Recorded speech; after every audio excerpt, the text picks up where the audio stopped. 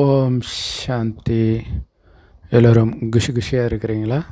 6/2/2026 சக்கர முரளி. பாபா சொல்கிறாங்க, இனிமையான குழந்தைகளே, இப்போ ஏறும் கலைக்கான நேரம். பாரதம் ஏழையான நாட்டிலிருந்து மிகப்பெரிய பணக்கார நாடாக மாறப்போகுது.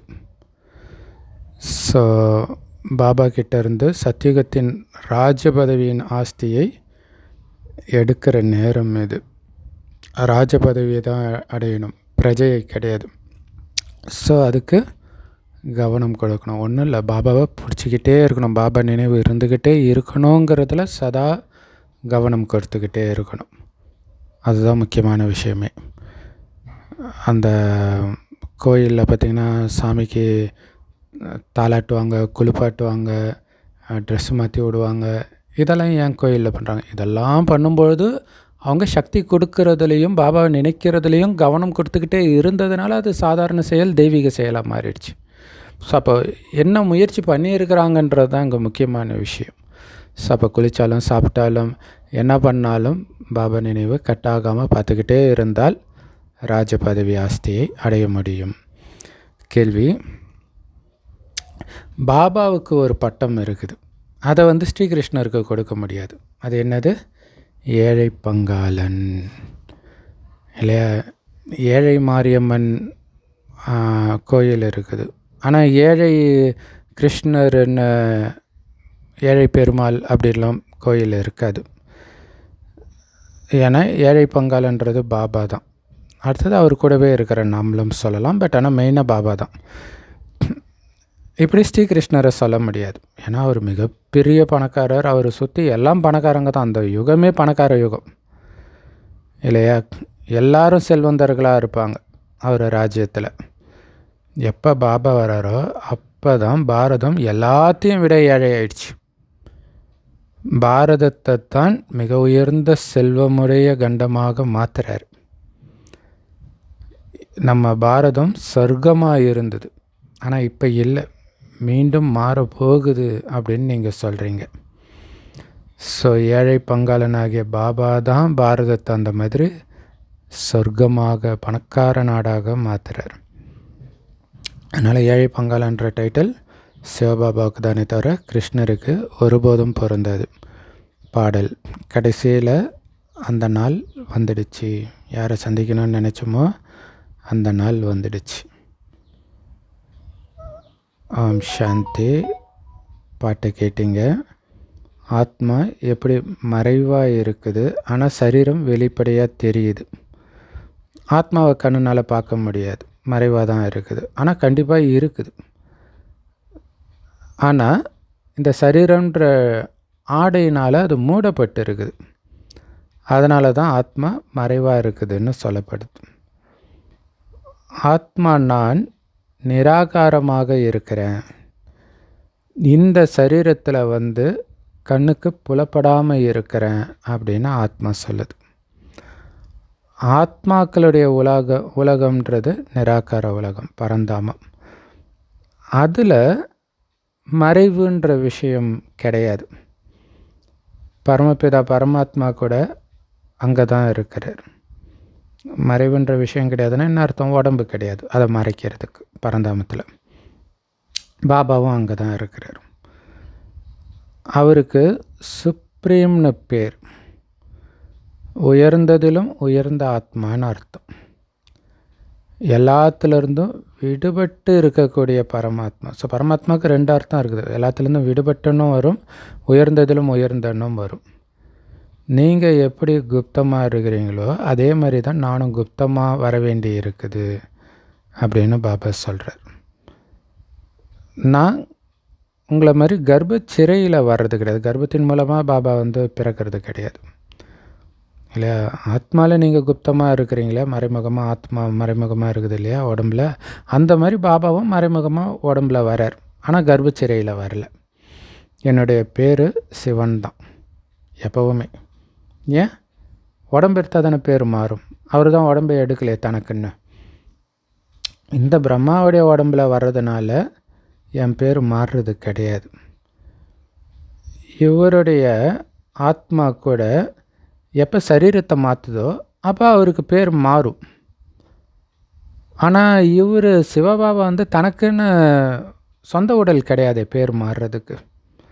அதனால் அதுதான் சதாசிவன்னா அதுதான் அர்த்தம். சதா கிருஷ்ணன் அப்படிலாம் சொல்ல முடியாது, என்ன சிவன்னு தான் சொல்கிறாங்க. எல்லா ஆத்மாக்களுக்கும் தந்தையாக இருக்கிற ஆத்மாக்களாகிய நீங்கள் இந்த உடம்பில் மறைமுகமாக இருக்கிறீங்க. இந்த உடம்பு மூலமாக தான் காரியத்தை செய்கிறீங்க. அதே மாதிரி நான் கூட இந்த உடம்பில், அதாவது பிரம்மா உடம்பில் மறைமுகமாக இருக்கிறேன். குழந்தைங்களுக்கு ஞானத்தை கொடுக்குறேன். இந்த உடம்பு வந்து ஆத்மாவை மறைச்சிட்டு இருக்கு, மூடிட்டு இருக்குது. அதனால் ஆத்மா மறைமுகமாக இருக்குது. ஸோ இந்த விஷயத்தை திரும்ப திரும்ப பாபா மைண்டில் பதிய வைக்கிறார். சரீரம் வந்து கண்ணுக்கு தெரியும்.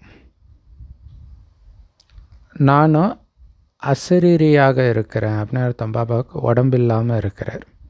இப்போ அசரீரி குரல் கேட்குது அப்படின்னா அர்த்தம் உடலற்றவரின் குரல் கேட்குதுன்னு அர்த்தம். ஆனால் பிரம்மா உடல் மூலமாக தான் பேசுகிறார், ஆனால் உடலற்றவர் பேசுபவர். பாபா கூட மறைமுகமாக இருக்கிறாரு, இந்த பிரம்மா உடம்பு மூலமாக பேசுகிறார். நீங்களும் அதே மாதிரி மறைமுகமாக தான் இருக்கிறீங்க. அப்போ குப்தமாக இருக்கிறீங்கன்றதுக்கு இதுதான் அர்த்தம். இன்றைக்கி தான் அது தெளிவாக பாபா புரிய வைக்கிறார். சரீரத்தின் மூலமாக கேட்குறீங்க. மீண்டும் பாரதத்தை ஏழ்மையான நிலையிலிருந்து செல்வமிக்கதாக மாற்றுறதுக்காக பாபா வந்துட்டாருன்னு இப்போ உங்களுக்கு தெரியும். நம்முடைய பாரதம் அப்படின்னு நீங்கள் சொல்கிறீங்க. ஒவ்வொருத்தருமே அவங்கவுங்க மாநிலத்துக்கு என்னென்னு சொல்லுவாங்க, எங்கள் குஜராத்து, எங்கள் ராஜஸ்தான், எங்களுதுன்னு தான் சொல்லுவாங்க. அப்போ எங்களுதுன்னு சொல்லும் பொழுது பற்று வந்துடுது. அதனால தான் பாபா சொல்லும்போது என்னோட பாபான்னு சொல்லுங்கள். எங்கள் பாபா கூட இல்லை, என்னோட பாபா, எனக்கு மட்டும் சொந்தமான பாபா அப்படி சொல்லுங்கள். அப்போ தான் அந்த பற்று வரும்ன்றார். பாபா கிட்ட மட்டும்தான் அப்படி சொல்லணும், மற்ற எதுவும் என்னதுன்னு சொல்லக்கூடாது. அதே மாதிரி நம்முடைய பாரதம் இன்றைக்கி ஏழையாக இருக்குது, இதை எல்லாருமே ஏற்றுக்குவாங்க. ஆனால் எப்போ செல்வ செழிப்போடு இருந்தது, எப்படி செல்வ செழிப்பாக மாறிச்சு அப்படின்னு யாருக்கும் தெரியாது. அது கூட சொல்லுவாங்க இல்லையா, ஒரு காலத்தில் பாரதம் அப்படி இருந்துச்சு, அதை கொள்ளடிக்க தான் வந்தாங்க. ஆனால் எப்படி பாரதத்துக்கு மட்டும் அவ்வளோ செல்வம் வந்தது அது யாருக்கும் தெரியாது. இப்போ குழந்தைங்களாகிய உங்களுக்கு பெருமிதம் இருக்குது. ஏன்னா அது செல்வந்த நாடாக இருக்கும்போது நீங்கள் இருந்தீங்க, உங்கள் ராஜ்யம் இருந்தது. மிகப்பெரிய செல்வந்த நாடாக நம்ம பாரதம் இருந்துச்சு. துக்கன்ற பேரே அங்கே கிடையாது. சத்தியுகத்தில் வேறு எந்த தர்மமும் கிடையாது துக்கம் வர்றதுக்கு. ஒரே ஒரு தேவதா தர்மம் மட்டும்தான் இருந்துச்சு அப்படிங்கிறது யாருக்குமே தெரியல. இந்த உலகத்துடைய வரலாறு புவியலை உங்களை தவிர யாரும் தெரிஞ்சுக்கலை, நீங்கள் தான் புரிஞ்சுக்கிறீங்க. நம்ம பாரதம் மிகவும் பணக்கார நாடாக இருந்தது, இப்போ அப்படியே ஏழை ஆயிடுச்சு. ஸோ இதெல்லாம் அப்படியே படிக்க படிக்க அப்படியே அதை விஷுவலைஸ் பண்ணும்போது இன்னும் சூப்பராக இருக்கும். இப்போ மீண்டும் செல்வ செழிப்புடையதாக மாற்றுறதுக்காகத்தான் பாபா வந்திருக்கிறார்.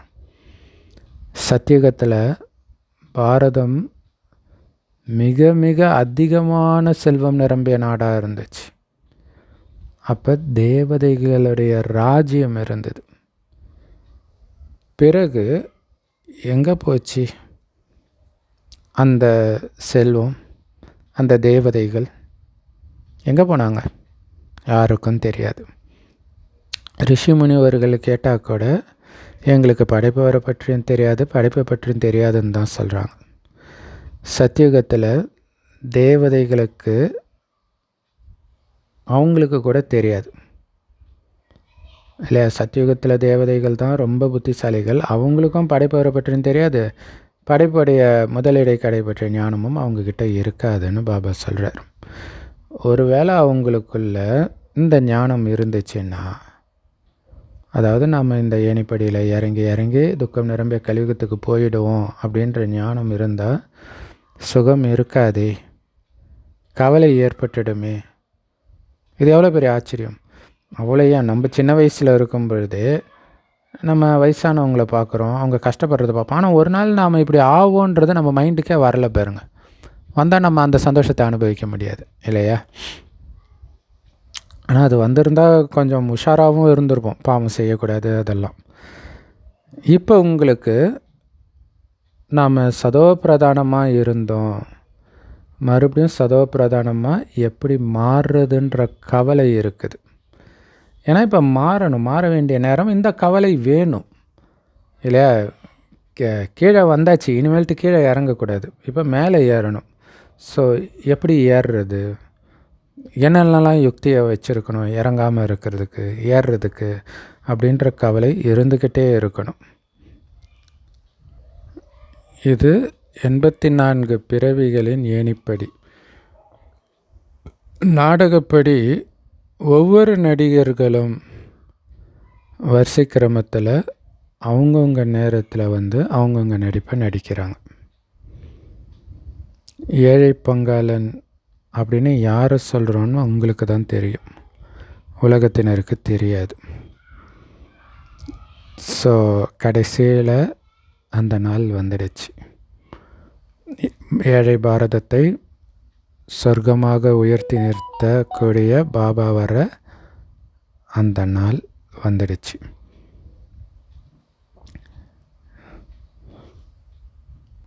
ஏன்னா எல்லாருமே எப்படா பகவான் பக்தர்களை இந்த பக்தி மார்க்கத்தில் துக்கத்திலேருந்து விடுவிச்சு சத்கதிக்கு அழைச்சிட்டு போவார் அப்படின்னு நினச்சிட்டு தான் இருக்கிறாங்க. அந்த நாள் இப்போ வந்துடுச்சு. இவர் உடம்புல மறுபடியும் பாபா வந்துட்டார்.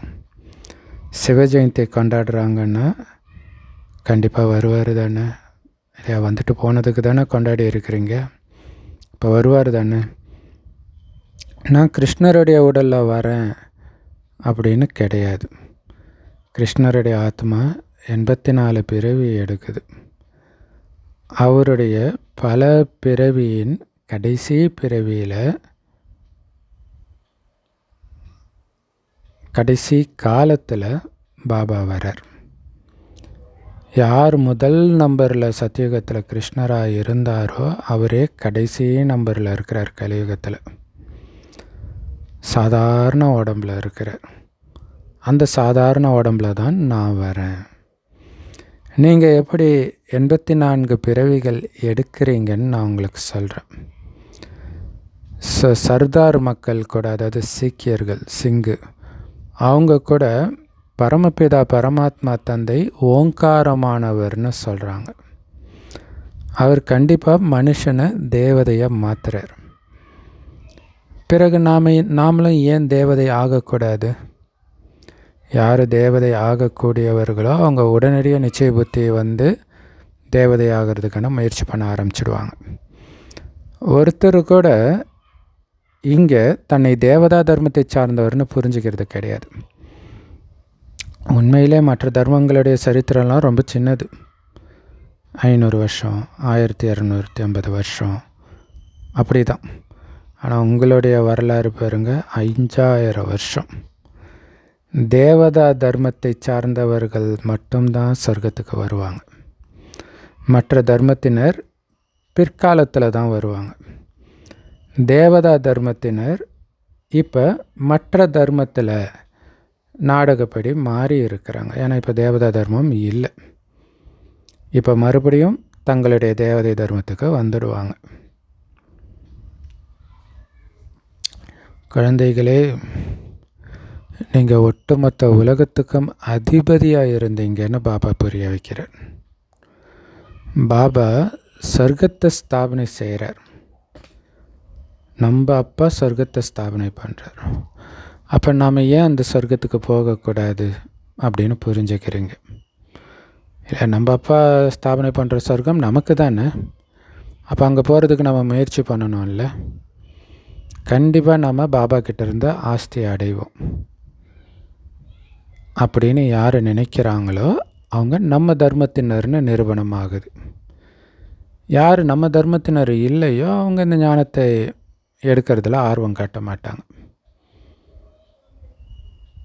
அவங்க என்ன சொல்லுவாங்க, நம்ம எதுக்குப்பா வேறு தர்மத்துக்கு போகணும், நம்ம மதத்தில் என்ன குறைச்சல் அப்படின்னு அதிலே இருந்துருவாங்க. சத்யுகம் புது உலகம்.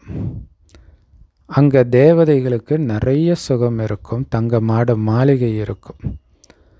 பாருங்கள், பக்தி மார்க்கத்தில் வந்த சோமநாதர் ஆலயத்திலே எவ்வளோ தங்கம் இருந்துச்சு. இவ்வளோ செல்வம் நிரம்பிய வேறு எந்த தர்மமும் கிடையாது.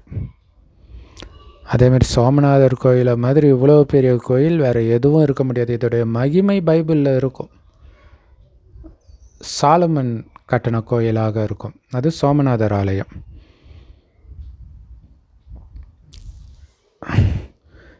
நிறைய அதுலேயும் அதுதான் முதலாக கட்டப்பட்ட கோயிலாக பைபிளில் இருக்கும். நிறைய வைர வைடூரியங்கள் இருந்தது. புத்தர் போன்றவர்களுக்கு கூட வைர வைடூரியங்கள்னால் ஆன மாளிகை கிடையாது. ஏன்னா புத்தர் கூட பணக்கார குடும்பத்தில் பிறந்ததாக சொல்லுவாங்க இல்லையா. ஆனால் வைர வைடூரியங்கள்னால் ஆன மாளிகையில் ஒன்றும் அவர் கிடையாது. ஆனால் குழந்தைங்களை பாபா எவ்வளோ உயர்ந்தவராக மாற்றுறார். அப்படிப்பட்ட தந்தைக்கு, தந்தையுடைய வார்த்தைக்கு எவ்வளோ மரியாதை கொடுக்கணும். அவர் நல்ல கர்மம் செஞ்சுட்டு போயிருக்கிறாரு அப்படின்னு நினைக்கிறாங்க கடவுளை. அனைவரையும் விட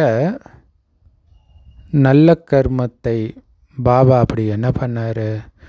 தூய்மையற்றவர்களை தூய்மையாக்கினார். எல்லாரையும் விட நல்ல கர்மத்தை பாபா தான் செஞ்சுட்டு போயிருக்கிறார் அப்படின்னு இப்போ நம்ம உணர்றோம். இப்போ மீண்டும் வந்திருக்கிறார். அனைவரையும் விட உயர்ந்ததிலும் உயர்ந்த சேவையை செய்யும் எல்லையற்ற தந்தையே வந்து செய்கிறார். ஏழைகளாகிய நம்மளை செல்வந்தர்களாக மாற்றுறார். பிச்சைக்காரன்லேருந்து இளவரசனாக மாற்றுறார். யார் பாரதத்தை சொர்க்கமாக மாற்றுறாரோ அவருக்கு இப்போ மரியாதை கொடுக்கறது இல்லை. எதை உயர்ந்ததிலும் உயர்ந்த கோயில்னு பாடப்பட்டதோ அதைத்தான் கொள்ளையடிச்சிட்டு போயிருக்கிறாங்க இல்லையா. சோமநாதர் ஆலயம் அது மாதிரி பெரிய கோயில் கிடையாதுன்றார அதை தான் கொள்ளையடிச்சிட்டு போயிருக்கிறாங்க. அதே மாதிரி கடவுளுக்கும் மரியாதை இல்லாமல் போயிடுச்சு.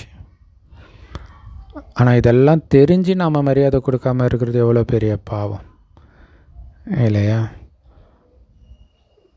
அதுதான் இயேசு வந்து ஏதோ ஒன்று சொல்லுவார், ஜாடமாடையா ஏதோ ஒன்று கேட்கும்போது, அப்போ நாங்களாம் சொர்க்கத்துக்கு வரமாட்டோமா ஏதோ ஒன்று கேட்பாங்க.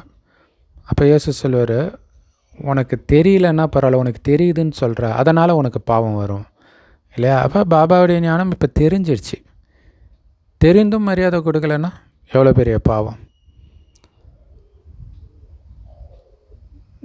பாபா சொல்கிறாரு, உயர்ந்ததிலும் உயர்ந்த கோயிலை கொள்ளையடிச்சிட்டு போயிருக்கிறாங்க. லக்ஷ்மி நாராயணன் கோயிலில் யாரும் ஒருபோதும் கொள்ளையடிக்கலை. சோமநாதர் கோயிலை தான் கொள்ளையடிச்சிருக்கிறாங்க.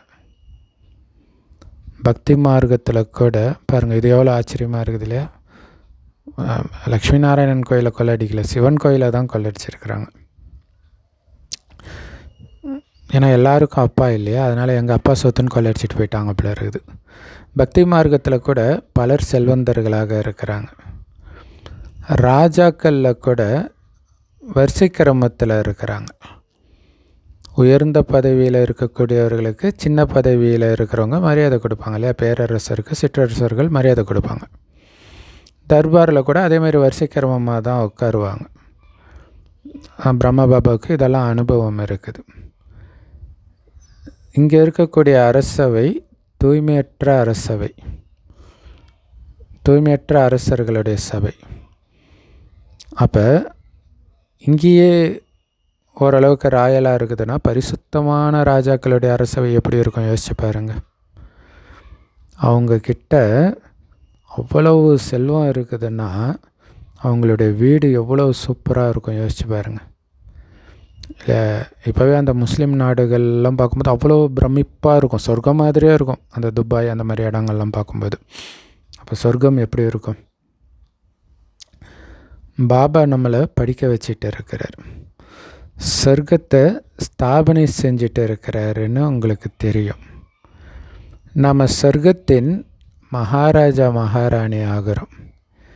பிறகு ஏணிப்படியில் இறங்கி வந்து பக்தராயிடுறோம் இல்லையா? ஏணிப்படியில் ஆக்சுவலாக ஏணிப்படியில் ஏறல, லிஃப்ட்டில் ஏறுறோம் மகாராஜா மகாராணியாக. இறங்குறது தான் ஏணிப்படியில் இறங்கி வந்து பூஜாரி ஆகிடுறோம், பக்தர்கள் ஆகிடுறோம். முதல்ல சிவபாபாவுக்கு தான் பூஜை பண்ணுறோம். யார் சொர்க்கத்துக்கு நம்மளை அதிபதி ஆக்குனாரோ அவருடைய பூஜையை தான் பண்ணுறோம். அவர் நம்மளை மிகவும் பணக்காரராக மாற்றுறாரு இப்போ. ஆனால் இப்போ பாரதம் எவ்வளவு ஏழையாக இருக்குது பாருங்கள்.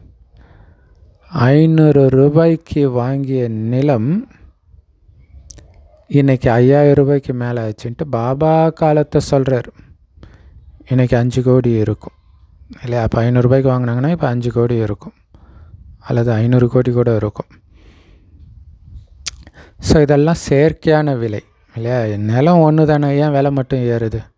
இது ஒரு யோசிக்க வேண்டிய விஷயம் இல்லையா?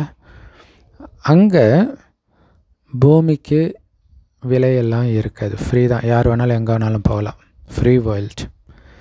யாருக்கு எவ்வளவு வேணுமோ அவ்வளவு எடுத்துக்கலாம்.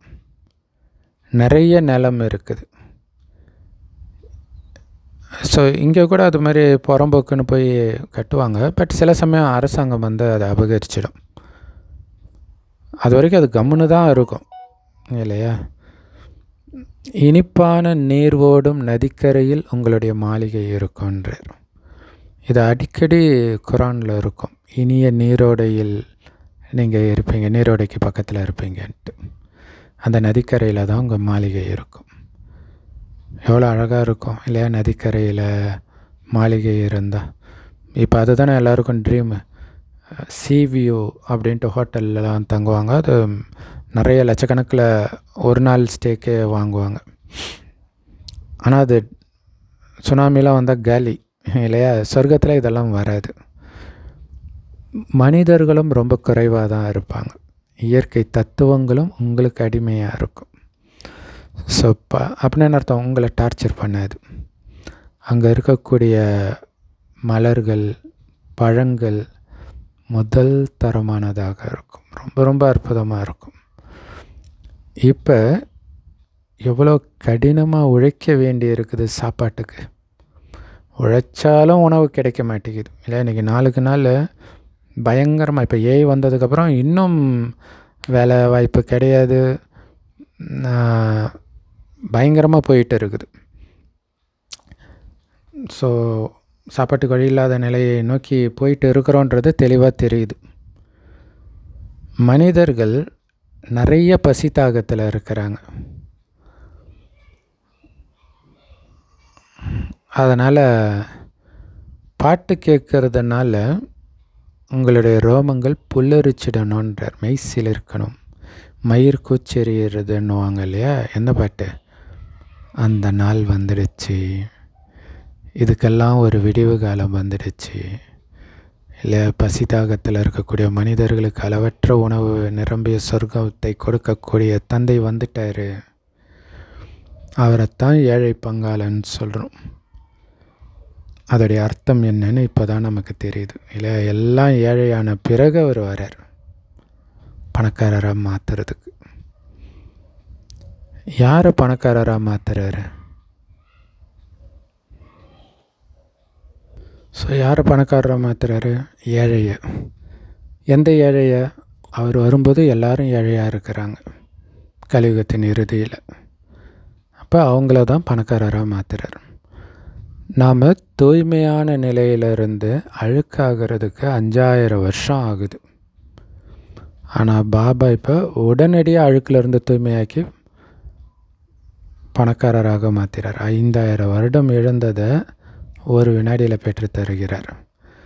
உயர்ந்ததிலும் உயர்ந்தவராக மாற்றுறார்.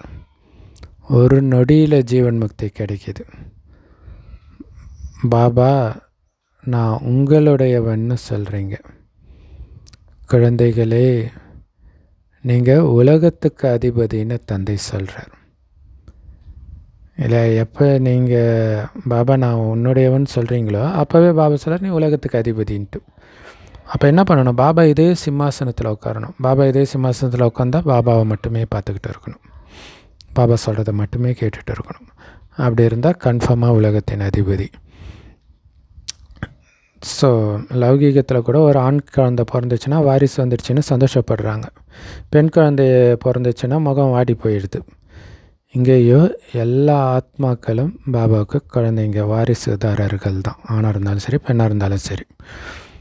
நாம் 5000 வருஷத்துக்கு முன்னாடி சொர்க்கத்துக்கு அதிபதியாக இருந்தோம் அப்படின்னு இப்போ தெரிஞ்சிடுச்சு. பாபா நம்மளை இப்படி மாற்றி இருக்கிறார்.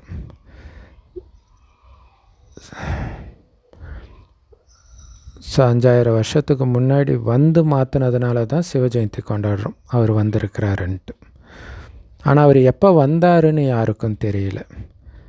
லக்ஷ்மி நாராயணனுடைய ராஜ்யம் இருந்தது, அதுவும் யாருக்கும் தெரியல. ஆனால் சிவஜெயந்தி கொண்டாடுறாங்க, பெரிய லிங்கத்தை வச்சு பெரிய பெரிய கோயிலெலாம் கட்டுறாங்க. ஆனால் அவர் எப்படி வந்தார், லிங்க ரூபமாக இருக்கிறவர் எப்படி வந்தார், ஜோதி ரூபம்ன்றாங்க கடவுளை, எப்படி வந்தார் ஜோதியா, என்ன காரியம் செஞ்சார், அங்கேருந்தே பண்ணாரா, அங்கேருந்தே பண்ணால் இங்கே எதுக்கு பிறந்த நாள் கொண்டாடுறாங்க. அப்போ எப்படி வந்தார், வந்து அப்படி என்ன பண்ணார், இல்லை பிறந்தநாள் கொண்டாடுறாங்கன்னா ஏதோ ஒரு மகிமைக்குரிய விஷயத்தை பண்ணதுனால தானே கொண்டாடுறாங்க. இது எதையுமே தெரிஞ்சுக்கல. இதுக்கு தான் குருட்டு நம்பிக்கை, மூட நம்பிக்கைன்னு பேர். நம்முடைய தர்மம் எது, அது எப்போ உருவாச்சு, எதுவுமே அவங்களுக்கு தெரியல. ஆனால் புத்தர் எப்போ வந்தார், இயேசு எப்போ வந்தார்னு அந்தந்த தர்மத்தினருக்கு தெரியுது, டேட்டு நாள் எல்லாம் தெரியுது. ஆனால் சிவபாபா வந்த டேட்டோ லக்ஷ்மி நாராயணன் வந்த டேட்டோ நாளோ யாருக்கும் தெரியாது. ஏன்னா 5000 வருடத்தின் விஷயங்களை லட்சக்கணக்கான வருடங்கள்னு எழுதிட்டாங்களே. இப்போ லட்சக்கணக்கான வருடங்களின் விஷயம் கண்டிப்பாக யாருக்கும் ஞாபகம் இருக்காது தானே. பாரதத்தில் எப்போ தேவதை தர்மம் இருந்ததுன்னு புரிஞ்சுக்கலை. ஏன்னா லட்சக்கணக்கான வருஷம்னு சொல்லிட்டாங்க இல்லையா. அந்த கணக்குப்படி பார்த்தா இன்றைக்கி பாரதத்துடைய மக்கள் தொகை எல்லாத்தையும் விட அதிகமாக இல்லை இருக்கணும்.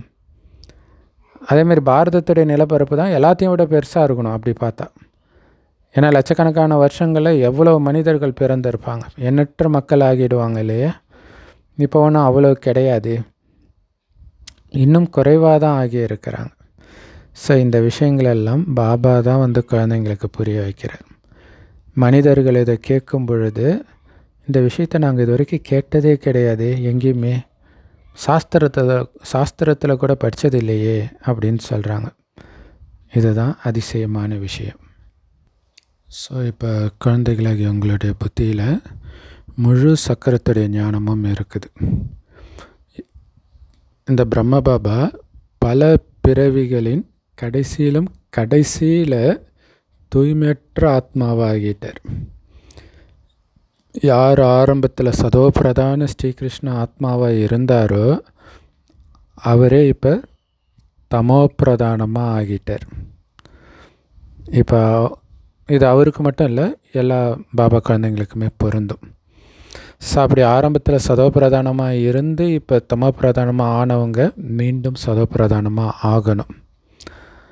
ஆத்மாக்களாகிய உங்களுக்கு இப்போ சதோபிரதானம் ஆகிறதுக்கான அறிவுரை பாபா கிட்டேருந்து கிடைக்கிது, ஆத்மாவுக்கு கிடைக்கிது. ஆத்மா காது மூலமாக கேட்குது. அப்போ பாருங்களேன், ஆத்மாக்களாகிய உங்களுக்கு திரும்ப திரும்ப அந்த ஆத்மான்றதும் ஞாபகப்படுத்துகிற, நான் பேசுகிறது ஆத்மா கிட்ட இல்லையா. செவிடங்காதில் சங்கு ஊதுற மாதிரின்னுவாங்களே, அந்த மாதிரி இருந்துடக்கூடாதுன்றதுக்கு தான் நான் ஆத்மா கிட்ட பேசுகிறேன்றார். ஆத்மா தான் காது மூலமாக கேட்குது அப்படின்னா சரீரம் ஆர்வத்தினால ஊஞ்சலாடுது இல்லையா, ஒரு ஆனந்தமாக கேட்குது. அது சரீரத்தில் தெரியுது ஆத்மா என்ன நினைக்கிதுன்றது. ஏன்னா ஆத்மா கேட்குது இல்லையா. ஆத்மாக்களாகிய நாம் அப்போ அங்கே அகத்தின் அழகு முகத்தில் தெரியுன்றாங்க. முகன்றது உடம்பு, அகன்றது ஆத்மா இல்லை. ஆத்மாவுடைய மனநிலை முகத்தில் பிரதிபலிக்குது. ஆத்மாக்களாகிய நாம் சரியாக 84 பிறவி எடுக்கிறோம். அப்போ 84 பிறவியில் கண்டிப்பாக 84 தாய் தந்தை இருப்பாங்க தானே. இதுவும் கணக்கு இருக்குது. அந்த 84 தாய் தந்தை எங்கெங்கே இருக்கிறாங்களோ இல்லையா. ஸோ எல்லாத்தையும் விட்டுட்டு தானே வந்துருக்கிறோம். அப்போ இப்போ இருக்கிறத விடுறதுல என்ன கஷ்டம் இருக்குதோ. ஏன்னா அழிவற்ற தந்தை வேற கிடச்சிட்டார். நம்ம 84 பிறவி எடுக்கிறோம். குறைஞ்ச பிறவி எடுக்கிறவங்களும் இருப்பாங்க அப்படின்னு புத்தி சொல்லுது. இப்படி எல்லோரும் 84 பிறவி எடுக்க முடியாது இல்லையா. லேட்டாக வரவங்க கம்மியாக தான் எடுப்பாங்க. ஆனால் சாஸ்திரங்களில் என்னென்னலாம் எழுதிட்டாங்க இல்லையா. புல்லாகி பூண்டாகி நாயாகி பேயாகி இப்படியெல்லாம் எழுதிட்டாங்க. லட்சக்கணக்கான பிறவின்லாம் எழுதிட்டாங்க. ஆனால் பாபா சொல்கிறாரு, நீங்கள் வெறும் 84 பிறவி தான் எடுக்கிறீங்க. அவங்க இன்னொரு விஷயம் என்னென்னா, உங்களுக்கு கூட 84 பிறவின்ட்டாங்க, ஆனால் எனக்கு எண்ணற்ற பிறவின்னு சொல்லிட்டாங்கன்றார் கடவுளுக்கு. பாருங்களாம், ஒவ்வொரு அணுவிலும் கல்லுலையும் முள்ளுலையும் கடவுள் இருக்கிறாருன்னு சொல்லிட்டாங்க. எங்கே பார்த்தாலும் நீயே நீதான்ட்டாங்க. ஸோ கடவுள் யாருன்னு தெரியாதனால கிருஷ்ணரே கிருஷ்ணர் தான் சொல்லிட்டாங்க.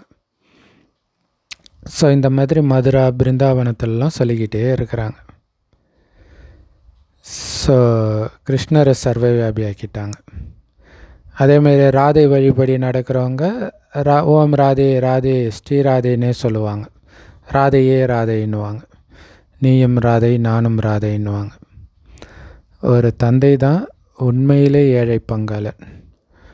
பாரதம் அனைத்தையும் விட பணக்கார நாடாக இருந்துச்சு, இப்போ அனைத்தையும் விட ஏழையான நாடாக இருக்குது. ஸோ அதனால் பாரதத்தில் தான் பாபா வர வேண்டி இருக்குது. ஸோ ஏழை பங்காளன் இல்லையா. அப்போ இருக்கிறதுல ஏழைகள் இருக்கக்கூடிய நாட்டில் தான் அவர் வரார். இன்றைக்கி உலகம் ஃபுல்லாக அப்படி தானே சொல்கிறாங்க. பாரதத்தை வந்து ரொம்ப கேவலமாக சமீபமாக வெளிநாட்டில் இருக்கிறவங்களாம் எல்லா நாட்டையும் இந்தியாவாக்க ட்ரை பண்ணுறீங்க, போங்க இந்தியாவுக்கே போங்கன்ட்டு இந்தியா வந்து ஒரு கேவலமாக சொல்கிறாங்க.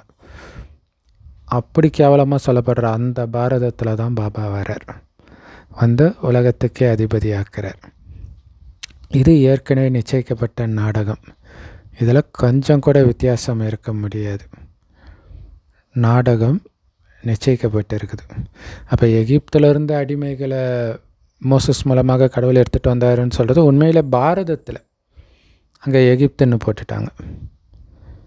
ஸோ ஏற்கனவே நிச்சயிக்கப்பட்ட நாடகம் கொஞ்சம் கூட வித்தியாசம் இருக்காது, திரும்ப அப்படியே நடக்கும். நாடகத்தை பற்றி கூட தெரிஞ்சிருக்கணும். ஸோ நம்ம வெளியில் பார்க்குறது எல்லைக்குட்பட்ட 1 மணி நேரம் 1.5 மணி நேரம் நாடகம், மேடை நாடகம். அதே மாதிரி இது எல்லைக்கு அப்பாற்பட்ட நாடகம், உலகமே நாடக மேடையாக இருக்குது. இந்த எல்லைக்கு அப்பாற்பட்ட நாடகத்துடைய ஆரம்பம் இடை கடை பற்றி யாருக்கும் தெரியல. ஏழை பங்காளன் அப்படின்னு நிராகார இறைவனைத்தான் எல்லோரும் ஏற்றுக்குவாங்க, கிருஷ்ணரை ஏற்றுக்க மாட்டாங்க. ஏன்னா கிருஷ்ணரோ பெரிய பணக்காரர், சத்தியுகத்தின் இளவரசர். அவர்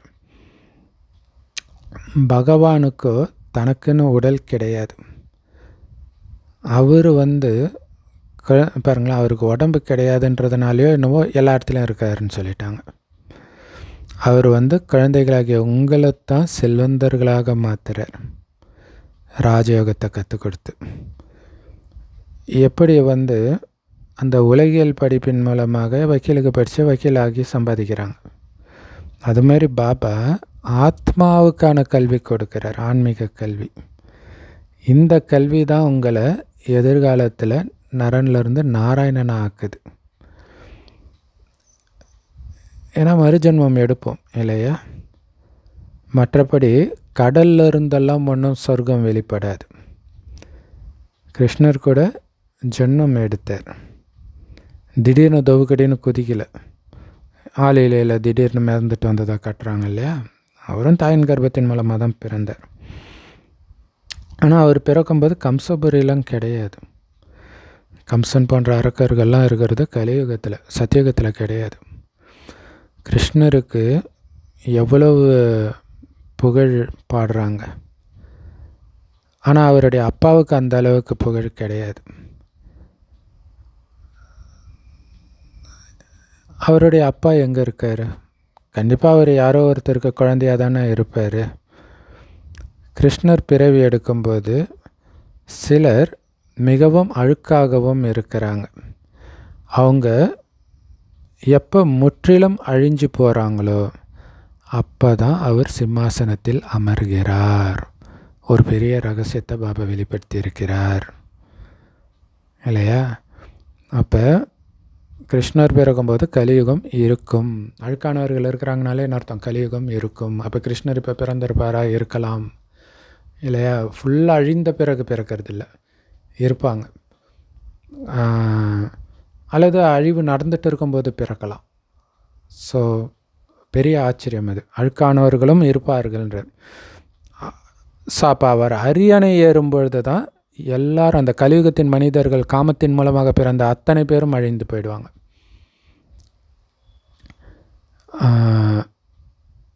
ஸோ காமத்தினால் பிறந்தவங்க இல்லை, அழுக்காக இருந்தவங்க. ஏன்னா அட்வான்ஸ் பார்ட்டி கூட காமத்தினால தான் பிறந்திருப்பாங்க. பட் புத்தியில் அழுக்கானவர்கள் எல்லோரும் அழிஞ்சு போயிடுவாங்க கலியுகத்துடைய. ஏன்னா அட்வான்ஸ் பார்ட்டின்றது வந்து ரெண்டுத்துக்கும் இடையில் இருக்கிறது தான், சங்கமயுகம் மாதிரி அது. ஸோ கலியுகவாசிகள் முற்றிலும் அழிந்த பிறகு அவர் சிம்மாசனத்தில் அமர்கிறார். அப்படின்னு அர்த்தம், அவர் சிம்மாசனத்தில் அந்த ராஜ பதவி அடையும் போது இங்கே இருக்கிற எல்லாம் காலி ஆகிடுவாங்க. எவ்வளோ பெரிய விஷயம். ஸோ அதனால தான் ராவணன் அழிச்சிட்டு வந்து அடுத்த நாள் ராமர் அரியணை ஏறுறதா காட்டுவாங்க. அதேமாதிரி கிருஷ்ணர் கூட அதேமாதிரி அரியணை ஏறுறதா காட்டுவாங்க அந்த தீபாவளிக்கு. நரகாசுரனை அழிச்சிட்டு அடுத்தது அரியணை ஏறுற மாதிரி. ஸோ அதில் வந்து ஒரு 16,108 பெண்களை வந்து சிறையில் கம்சன் அடைச்சி வச்சுருப்பான். கம்சனோ நரகாசுரனோ. ஸோ ஆமாம், நரகாசுரன். ஸோ நரகாசுரன் அழிச்சிட்டு அந்த பெண்களை விடுதலை பண்ணிடுவார். அதுதான் தீபாவளி. அப்போ விடுதலை ஆகிறாருன்னு அர்த்தம், கலியுகத்து சிறையிலேருந்து முற்றிலும் தப்பிச்சாச்சு. இன்னொன்று பார்த்தீங்கன்னா, கிருஷ்ணர் வந்து கலியுகத்தில் பிறக்கிறாருன்றதுனால தான் சிறையில் பிறக்கிறதா காட்டுறாங்க. அதுக்கப்புறம் அவர் தனியாக வேறு இடத்துக்கு போகிறதா காட்டுறாங்க. ஸோ நிறைய ரகசியம் இன்றைக்கி வெளிப்படுத்தியிருக்கிறாரு. ஸோ முற்றிலும் கலியுகவாசிகள் அழிந்து போகும்போது தான் அவர் சிம்மாசனத்தில் அமர்கிறார், தன்னுடைய ராஜ்யத்தை அடைகிறார். அப்போதிலிருந்து தான் அவருடைய சகாப்தம் ஆரம்பமாகுது. லக்ஷ்மி நாராயணன் கிட்ட இருந்து தான் அந்த 1ஆம் தேதி ஸ்டார்ட் ஆகுது இல்லையா? அவர் அரியணை ஏறுற நாள் தான் 1/1/1 அவங்க சகாப்தம் ஸ்டார்ட் ஆகுது. நீங்கள் முழு கணக்கும் எழுதுறீங்க, இவங்களுடைய ராஜ்யம் இவ்வளவு காலம் இருந்தது அப்படின்னு துல்லியமாக எழுதுகிறோம். பிறகு இன்னொருத்தருடைய ராஜ்யம் இவ்வளவு காலம் இருந்தது. அதனால் இந்த கல்பத்துடைய ஆயுள் நீண்ட காலம் இருக்க முடியாதுன்னு மனிதர்கள் நம்ம படத்தை பார்த்து புரிஞ்சுக்கிறாங்க. 5000 வருஷம் அப்படிங்கிறதுக்கு முழு கணக்கும் இருக்குது. குழந்தைகளாகிய உங்களுடைய புத்தியில் இதெல்லாம் இப்போ புரியுது தானே? நேற்று தான் நம்ம சொர்க்கத்துக்கு அதிபதியாக இருந்தோம், பாபா நம்மளை ஆக்கி இருந்தார். அதனால தான் சிவ ஜெயந்தி கொண்டாடுறோம், அவர் வந்ததுனால. இப்போ நீங்கள் எல்லாத்தையும் தெரிஞ்சிருக்கிறீங்க. கிறிஸ்து, குருநானக் இவங்களாம் மறுபடியும் எப்போ வருவாங்கன்னு நமக்கு தெரியும். ஏன்னா இந்த ஞானம் நம்மக்கிட்ட தான் இருக்குது. ஏன்னா மறுபடியும் கிறிஸ்து வருவாருன்னு சொல்கிறாங்களே, எப்போ வருவாருன்னு நம்ம சொல்லலாம். இந்த ஞானம் உங்களுக்கு இருக்குது. உலகத்துடைய வரலாறு புயல் திரும்ப திரும்ப நடக்குது. இயேசு மட்டும் வரமாட்டார், இயேசு கூட இருந்த அத்தனை பேரும் வருவாங்க. இந்த படிப்பு எவ்வளோ ஈஸியாக இருக்குது. நீங்கள் தான் இப்போ சொர்க்கத்தை தெரிஞ்சிருக்கிறீங்க. கண்டிப்பாக இதே பாரத பூமி சொர்க்கமாக இருந்துச்சு. அழிவற்ற கண்டமாக பாரதம் இருக்குது. பாரதத்துக்கு இருக்கிற மாதிரி மகிமை வேறு எந்த கண்டத்துக்கும் கிடையாது. எல்லோரையும் தூய்மையற்ற நிலையிலிருந்து தூய்மையாக மாற்றக்கூடியவர் ஒரே ஒரு தந்தை தான். நல்லது. அற்புதமான முரளி கொடுத்த அன்பான தாய் தந்தை பாப்தாதாவுக்கு அன்பு நினைவுகள் மற்றும் காலை வணக்கம். பாபா சொல்கிறாங்க, நாடகத்துடைய முதலிடை கடை பற்றிய ஞானம் எப்போவுமே புத்தியில் வச்சு எல்லா கவலையும் விட்டுடணும். இல்லை, சொர்க்கத்துக்கு போக போகிறோம், உலகத்தின் அதிபதியாக போகிறோம், அந்த போதையிலே இருக்கணும். தூய்மை ஆகணுன்ற ஒரு கவலை மட்டும்தான் இருக்கணும். ஏழை பங்காளன் பாபா பாரதத்தை ஏழ்மையிலிருந்து செல்வமிக்கதாக மாற்றுறதுக்காக வந்திருக்கிறார். அதனால் அவருக்கு முழுமையிலும் முழுமையான உதவியாளராகணும். அவருடைய பேச்சுக்கு அவ்வளோ மரியாதை கொடுக்கணும். உங்களுடைய புது உலகத்தை நினைவு செஞ்சு செஞ்சு சதா மகிழ்ச்சியில் இருக்கணும். வரதானம்: உள்ளத்தில் சதா ஒரு ராமரை அமர்த்தி உண்மையான சேவை செய்யக்கூடிய மாயாஜித் வெற்றியாளர் ஆகுங்கள். அதுக்கு விளக்கம்: ஹனுமானுடைய விசேஷத்தா என்னது? அவர் எப்போவுமே சேவாதாரி, எப்போவுமே மகாவீரராக இருந்தார். அதனால தான் அவர் எரியல, ஆனால் அவர் வாள் மூலமாக ஒட்டுமொத்த இலங்கையும் எரிக்கிறார் இல்லையா? ராவணனுடைய மகன் வாளில் நெருப்பு வச்சு விட்டுருவான், அவரை பறந்து இலங்கையை ஃபுல்லாக எரிச்சிடுவார். ஆனாலும் அவர் எரியலை, ராவண ராஜ்யத்தை தான் எரிக்கிறார். நம்ம அதை தானே பண்ணணும், ராவண ராஜ்யத்தை தான் எரிக்கணுமே தவிர ராவணனுடைய விகார நெருப்பில் நாம் எரியக்கூடாது. அதுக்கு என்ன பண்ணணும்? இங்கேயும் சேவாதாரியாக இருக்கிறவங்களால் மட்டும்தான் அது சாத்தியம் இல்லையா? அங்கே நிரந்தர சேவாதாரியாக இருக்கிறார், அதனால் அவரால் அது சாத்தியம். ஏன்னா சேவையிலே மைண்டு பிஸியாக இருக்கிறனால ராவணனுடைய விஷயம் மைண்டுக்குள்ளே போகலை, அதனால் ராவணனை எரிச்சதாக காட்டுறாங்க. இங்கேயும் சேவாதாரியாக இருக்கிறவங்க மாயாவின் அதிகாரத்தை அழிச்சிட முடியும். ஏன்னா மாயாவின் அதிகாரத்துக்கு கீழ்ப்படிஞ்சு இருக்கிறாங்க எல்லோரும். ஆனால் நம்ம அந்த அதிகாரத்தை அழிக்கிறோம். ராவணனுடைய அதிகாரத்தை தான் எல்லாம் இயற்கைன்னு நம்பிட்டு இருக்கிறாங்க, காமம் இயற்கை, கோபம் இயற்கை அப்படின்ட்டு. அதை நாம் அழிக்கிறோம். ஆனால் சேவாதாரியாக இல்லை அப்படின்னா அவங்களால மாயாவுடைய ராஜ்யத்தை எரிக்க முடியாது. ஹனுமானுடைய உள்ளத்தில் எப்போவுமே ஒரு ராமர் மட்டும்தான் இருந்தார். அதனால் உங்களுடைய இதயத்தில் ஒரு பாபாவை தவிர வேறு யாரும் இருக்கக்கூடாது. அப்போ தான் அந்த சக்தி கிடைக்கும். உங்களுடைய தேகத்தின் நினைவு கூட இருக்கக்கூடாது. அப்போ தான் நீங்கள் மாயாவை வென்ற மாயாஜித்தாக வெற்றியாளராக ஆக முடியும். செம்ம பவர்ஃபுல் வரதானம். ஸ்லோகன்: எப்படி ஆத்மாவும் உடம்பும் எப்போவுமே இணைஞ்சே இருக்குதோ அது மாதிரி நீங்களும் பாபாவும் எப்பவும் இணைந்த ரூபத்திலே இருக்கணும். அதுவும் செம பவர்ஃபுல். அவ்யக்தேஷாரா: ஒற்றுமை மற்றும் விசுவாசத்தின் விசேஷத்தா மூலம் வெற்றி நிறைந்தவராகுங்கள். குழுவில் எப்பயுமே ஒருத்தருடைய, அதாவது பிறருடைய விசேஷ குணத்தை மட்டும்தான் பார்க்கணுமே தவிர பலவீனத்தை பார்க்கக்கூடாது. அந்த விசேஷத்தை தான் நம்மளும் தாரணை பண்ணணும். பலவீனங்களை அழிக்கிறதுக்கான முயற்சி செய்யணும், நம்ம பலவீனத்தை. இதுதான் குழுவின் ஒற்றுமையை உறுதிப்படுத்துறதுக்கான விதி இல்லையா?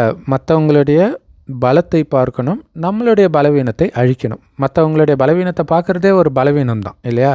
ஸோ அதனால் நம்ம பலவீனத்தை அழிக்கணும். இதுதான் குழுவின் ஒற்றுமையை உறுதிப்படுத்தும்.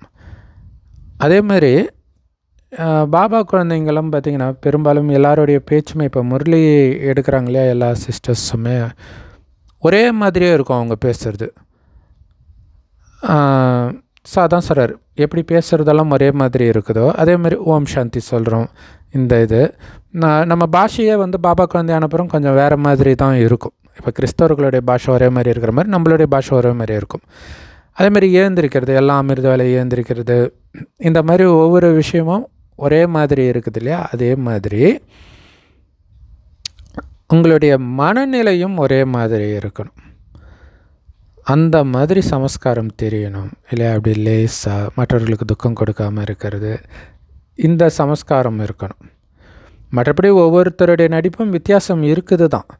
இருந்தாலும் ஒருவருக்கொருவர் நம்பிக்கை வைக்கணும் இல்லை. இருக்கிறதுலையே மோசமானவன் நான் தான் ஒவ்வொருத்தரும் சொல்லுவோம். அப்படிப்பட்ட மோசமானவன் மேலே பாபா நம்பிக்கை வச்சுருக்கிறாருல்ல, அப்போ அதே நம்பிக்கை நாம் அவர் நம்பிக்கை வைத்தவர் மேலே நம்ம வைக்கிறதுல என்ன தப்பு? ஏன்னா பாபா குழந்தைங்க அத்தனை பேரும் பாபா நம்பிக்கை வச்சுருக்காங்க. பாபாவே நம்பிக்கை வைக்கும்போது அவங்க மேலே நம்ம சந்தேகப்படலாமா? ஸோ அப்படி ஒவ்வொருத்தர் மேலேயும் நம்பிக்கை வச்சு ஒவ்வொருத்தருடைய கருத்துக்கும் மரியாதை கொடுங்க. அதுதான் ஒற்றுமைக்கு ஆதாரம்ன்றார். அது சாதாரணமாக தெரியும், ஆனால் அதை மரியாதை கொடுத்து முடிஞ்ச அளவுக்கு அந்த குழுவோடு சேவை செய்கிறதுல அதை அவங்களுடைய கருத்தையும் நம்ம ஃபாலோ பண்ணும்பொழுது தெரியும் அதோடைய வெற்றி எப்படி இருக்குதுன்ட்டு. இதுதான் ஒற்றுமைக்கு ஆதாரம். அப்போ தான் அவங்களுக்குமே நம்ம பேச்சுக்கு மரியாதை கொடுக்குறாங்கன்ட்டு அவங்களும் அந்த குழுவில் இருக்கணும், அந்த குழு விட்டு போகக்கூடாது அப்படின்ற தன்மை வரும். ஏன்னா நிறைய இடத்துல வந்து சென்டரை விட்டு தனியாக பிரிஞ்சு போகிறதுக்கெலாம் காரணமே அவங்க சொல்கிறத இவங்க கேட்காதது தான். சாதாரண விஷயம் மாதிரி தெரியும், ஆனால் பிரிவினைக்கு இதுதான் ஒரு முக்கியமான காரணமாக இருக்குது.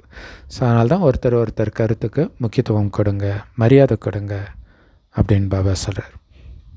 செம்ம பவர்ஃபுல் முரளி. ஓம் சாந்தி. Love you Bap Dada. Thank you Bap Dada. குஷியாக இருங்க, குளிர்ச்சியாக இருங்க.